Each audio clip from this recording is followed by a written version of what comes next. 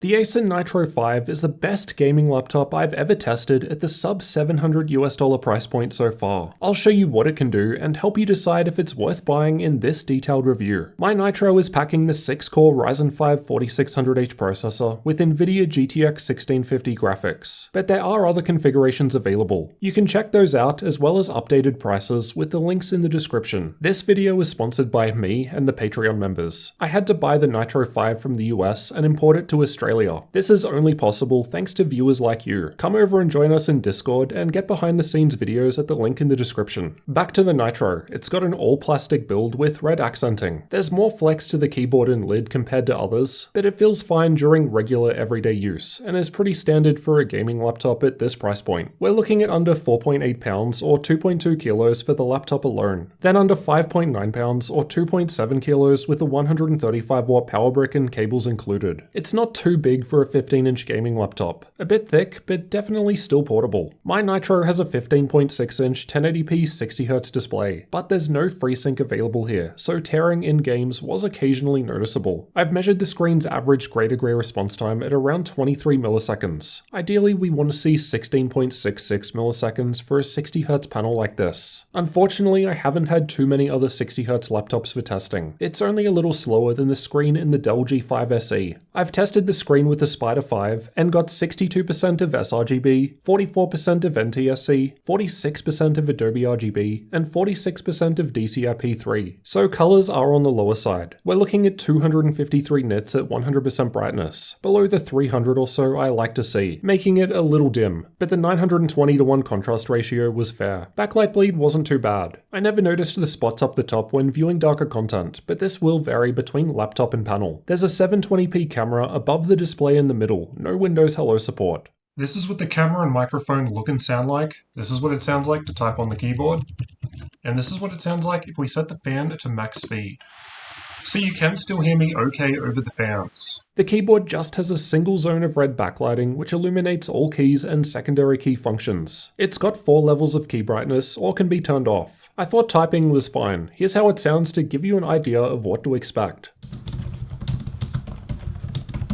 Although the power button is part of the keyboard, an accidental press does nothing by default. You've got to hold it for a while, then the Acer software will prompt you for what to do. The precision touchpad is smooth plastic with red accent. It clicks down anywhere and works fine. The black finish is sort of shiny, so dirt and fingerprints make it look quite messy, but it's smooth plastic, so pretty easy to clean with a microfiber cloth. On the left from the back there's a Kensington lock, air exhaust vent, gigabit ethernet, 2 USB 3.1 Gen 1 Type A ports, and 3.5mm audio combo jack. On the right from the front there's a USB 3.1 Gen 2 Type C port, no Thunderbolt, USB 2.0 Type A port, HDMI 2.0 output, and an air exhaust on this side too. The HDMI port connects straight to the NVIDIA graphics, while the Type C port does not offer display output, and the Nitro cannot be charged over Type C either. The back just has some red plastic with the power input. Something to note is you've got to push the power adapter quite hard to get it in. Originally I thought I had it in, but the machine wasn't powering on. Turns out you just have to push it in harder. Otherwise there's nothing on the front. Underneath has some air intake vents towards the back directly above the fans. Getting inside involves removing 11 Phillips head screws. Inside we've got the battery down the front, a 2.5-inch drive bay to the left of that, M.2 storage slot and Wi-Fi 5 card just above that, memory in the middle, and a second M.2 storage slot to the right which only takes smaller drives. I should also note that my Nitro shipped with single channel memory. I installed dual channel for best performance. And this is something I recommend if you buy this machine. The speakers are on the left and right sides towards the front. They sounded okay, about average and nothing special, tinny with no bass, but the latency mon results were looking decent. The Nitro 5 is powered by a 57 watt-hour battery. I've tested it with keyboard lighting off, background apps disabled, and screen at 50% brightness. The results were extremely impressive. It's now my best result for a gaming laptop in the YouTube playback test with more than 10.5 hours of runtime, while gaming lasted for over an hour and a half and it still ran at the 30 FPS battery boost limit. This is extra impressive if we consider that the battery could have been larger if Acer didn't give us that 2.5-inch drive bay. Let's check out thermals next. The NitroSense software doesn't give us that much option. We can customize the two fans independently of each other or just set max speed. No modes for changing performance though. These options are just for the Windows power plan. None of these modes applied any overclocks to the GPU. I was able to use the third-party Ryzen controller software to boost the processor, but only in CPU-only workloads. It had no effect when the GPU was active, like when gaming. The idle temperatures were good with a 21 degrees Celsius room. Stress tests were done with the Acer64 CPU stress test with stress CPU only checked, and the Heaven GPU benchmark run at the same time, while gaming was tested playing Watch Dogs 2. Things cool down with the fans maxed out, then get cooler with the cooling pad in use. No thermal throttling was observed. And worst case, the CPU wasn't even hitting 90 degrees Celsius, while the GPU struggled to pass 70. These are the clock speeds for the same tests just shown. The GPU speed improves a little as cooling improves, presumably as this helps with GPU boost, which prefers lower temperatures. CPU clock speed also increases too, almost reaching 4 GHz over all 6 cores with the cooling pad in either test. These are the power levels reported by Hardware Info. So the GTX 1650 is able to run at its 50 watt limit without issue, while the CPU was 35 watts max in these long-term loads. It would of course boost up higher than this in more bursty workloads, but this would help explain the lower temps. We just don't have high-powered hardware here. Here's how CPU-only performance looks in Cinebench with the GPU now idle. It was possible to boost performance by 7.6% for the multi-core score with Ryzen controller. Again, I didn't use that earlier as I saw no change when the GPU was active. When compared to others, it's the best multi-core score for a 6-core laptop I've got so far. Though to be fair, those two just below it were tested before Ryzen controller. Either way, still a nice result from what is meant to be a budget-friendly gaming laptop. When idling, the keyboard was around the low 30 degrees Celsius point, which is pretty normal. With the stress tests running and fan set to auto, it's getting to the low 50s in the middle and felt fairly warm without being uncomfortable. With the fans maxed out, the wrist rest is still cool, WASD area cool, and middle of the keyboard is now a bit cooler than before, but still warm. Let's have a listen to fan noise.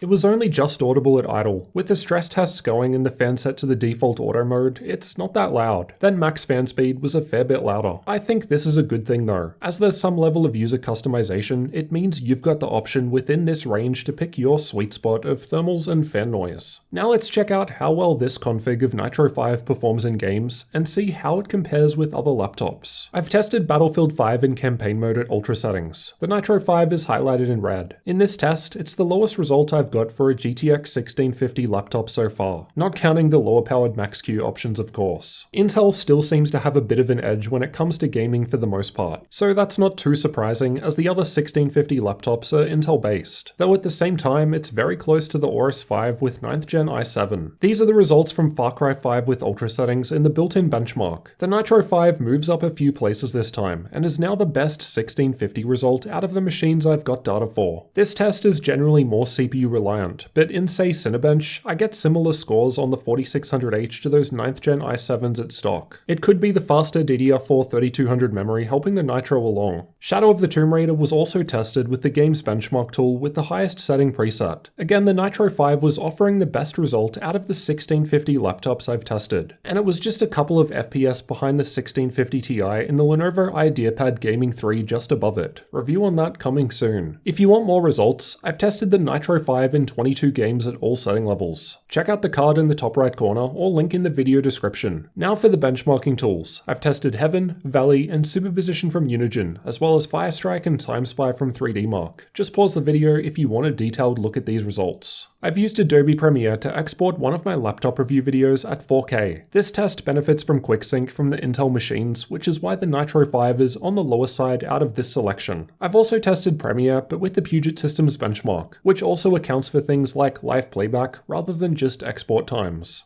In these tests, a high score is better, and the Nitro was close to higher GPU options with an i7, and ahead of the 1650 Ti in the TUF A15 just below it. The results were similar in Adobe Photoshop. This tends to be more of a CPU-focused test, and it's the best result I've seen from a 4600H machine so far. DaVinci Resolve is more GPU heavy, so the 50W 1650 is on the lower side now when compared to others. I've also tested SpecView Perf, which tests out various professional 3D workloads. I've used Crystal Diskmark to test the 256GB NVMe M.2 SSD. The read speeds were decent, then a fair bit lower comparatively for the writes. For updated prices, check the links in the description, as prices will change over time. At the time of recording, in the US, the config I've tested in this video starts at $670, a seriously competitive price. You can pay extra for the 1650 Ti model, but as we just saw in the game graphs earlier, the Ti GPU doesn't really change the gaming performance that much. Now let's summarize the good and bad parts of the Nitro 5 to help you decide if it's a gaming laptop worth considering. Overall, I think what's on offer is pretty impressive. The CPU performance is excellent thanks to the Ryzen 5 4600H processor, and performance in games is about where you'd expect from the GTX 1650. That is, medium settings needed for a solid 60 FPS in more demanding titles. Battery life was seriously impressive, and that was in spite of it still having a 2.5-inch drive bay instead of a large battery. It sucks that it's available in single-channel memory. I get that costs need to be cut to be competitive at this price point, but I've shown just how much of a performance boost that can make. Speaking of cost cutting, the chassis is all plastic with quite a bit of flex. But realistically, I never noticed that during normal use. You don't just sit there trying to bend the machine after all. The 60Hz screen had low color gamut, response time, and lower brightness than I'd like. Oh, and no FreeSync, so not a great panel, but it will get the job done. The speakers were average, keyboard and touchpad were fine, and the temperatures weren't getting hot even under heavy load, which just seems to be a side effect of not having high-end specs inside. But it's good that we've got some control over fan speeds, as increasing cooling could boost performance. Anyway, for the $670 price point, I think the Nitro 5 is a decent gaming laptop. This level of performance, particularly from the processor, was unheard of for this much money before Ryzen 4000. As we saw, it's hanging out with more expensive i7 options. Just be aware of the main compromises noted, including meh screen and build quality, which to be fair are going to be the case in basically any gaming laptop at this price point. Oh, and upgrade to dual channel memory if you can spare the extra money, it'll be worth it. Let me know what you thought about Acer's Nitro 5 gaming laptop down in the comments. Is it something you'd consider? And if you're new to the channel, get subscribed for future laptop reviews and tech videos like this one.